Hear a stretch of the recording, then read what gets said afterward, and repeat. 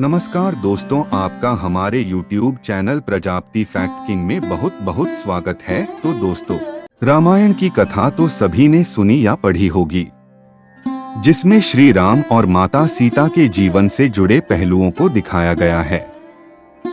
उन्हीं में से एक कहानी में बताया गया है कि कैसे मर्यादा पुरुषोत्तम राम अपनी पत्नी सीता को एक धोबी की बातों में आकर अयोध्या छोड़कर जाने को कह दिया था। लेकिन क्या आपको पता है कि वो धोबी के रूप में जन्मा एक पक्षी था, जिसके श्राप की वजह से ही माता सीता को वन में भटकना पड़ा था। जी हाँ, आपने सही सुना, माता सीता को श्राप मिला था। आज हम आपको बताएंगे कि देवी सीता को किस पाप की सजा मिली जो उन्हें वन वन भटकना पड़ा। धरती की कोख से जन्मी थीं सीता, मिथिला नगरी में जनक राजवंश राज करता था। उन्हीं में से एक राजा सीरध्वज थे। एक बार यज्ञ के लिए वो जमीन जोत रहे थे। उसी समय वहां से एक छोटी कन्या निकलती है। इस सुंदर कन्या को देखकर राजा को बहुत खुशी हुई। उन्होंने उस कन्या को अपनी पुत्री बना लिया। उसका नाम सीता रखा। एक दिन सीता अपनी सहेलियों के साथ बगीचे में खेल रही थीं। वहां उन्हें एक तोते का जोड़ा दिखाई दिया, जो बहुत ही खूबसूरत था। वे दोनों पक्षी एक पर्वत की चोटी पर बैठकर बातें कर रहे थे। पृथ्वी पर श्री राम नाम से विख्यात एक बड़े सुंदर राजा होंगे। उनकी महारानी का नाम सीता होगा। श्री राम सीता के साथ कई वर्षों तक राज्य करेंगी। धन्य हैं वे जानकी देवी और धन्य हैं वे श्री राम। माता सीता ने जानी प्रभु राम की कहानी। तोते की ऐसी बातें सुनकर सीता ने सोचा कि ये दोनों तो मेरे ही बारे में बातें कह रहे हैं। इन्हें पकड़कर मैं इनसे अपने जीवन से जुड़ी सारी बातें पूछ सकती। इसीलिए उन्होंने अपनी सहेलियों से उन दोनों पक्षियों को पकड़कर लाने को कहा। उनकी सहेलियां उस पर्वत पर गईं और दोनों पक्षियों को पकड़कर ले आईं। माता सीता उन पक्षियों से कहती हैं कि तुम दोनों बहुत सुंदर हो, देखो, डरो नहीं, मैं तुम्हें कोई नुकसान नहीं पहुंचाऊंगी। तुम बस मुझे ये बताओ कि तुम कौन हो और कहां से आए हो। राम कौन है और सीता कौन है? तुम्हें उनके बारे में कैसे पता है? पक्षी जोड़े ने सुनाई श्री राम जन्म की कथा। माता सीता के पूछने पर दोनों पक्षी बताते हैं कि एक बहुत विख्यात महर्षि वाल्मीकि हैं।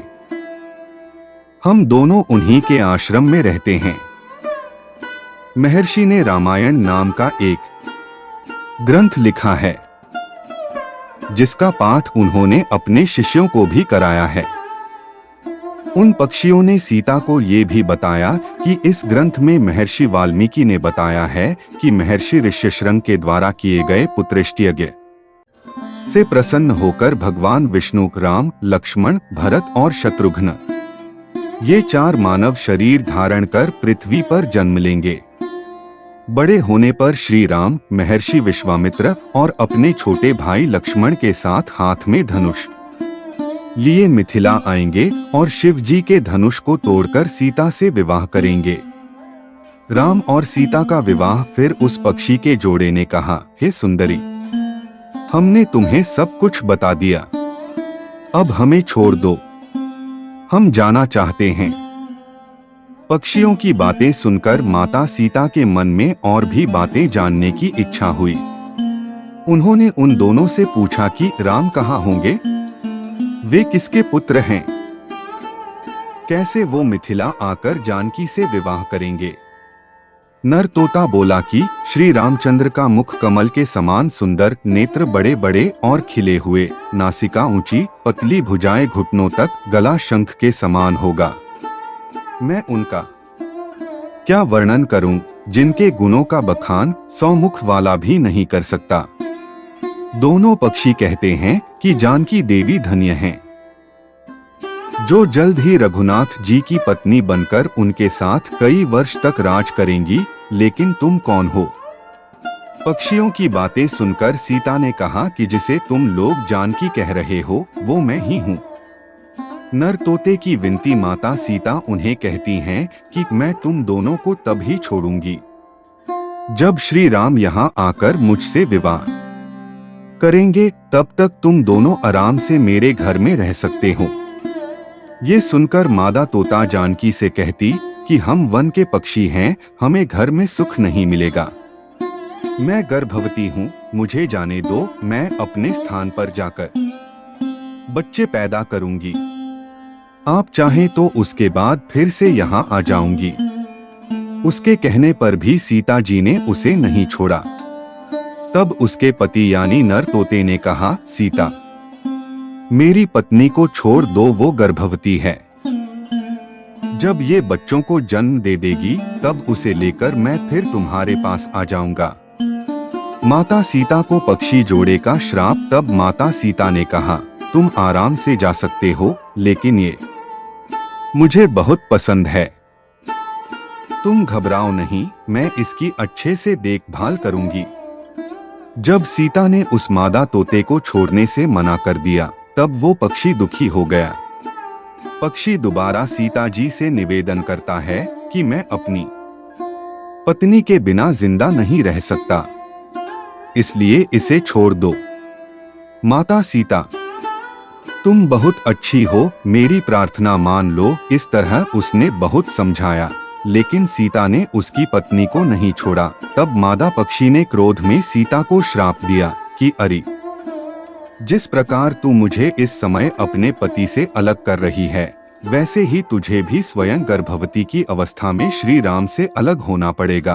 वन वन भटकती रही माता सीता। कुछ दिन बाद पति से बिछड़ने के दुख में मादा पक्षी के प्राण निकल गए।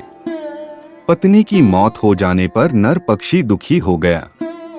फिर वो सीता जी से बोला कि मैं मनुष्यों से भरी श्री राम की नगरी अयोध्या में जन्म लूंगा। मेरे ही कारण तुम्हें पति के वियोग का दुख उठाना पड़ेगा। ये कहकर वो वहां से उड़ जाता है। कुछ साल बाद उसका जन्म अयोध्या में धोबी के घर हुआ। उस धोबी के कारण ही सीता जी का अपमान हुआ। उन्हें अपने पति श्री राम से अलग होना पड़ा। उस तोते का श्राप ही सीता जी के पति श्री राम से बिछड़ने का कारण बना।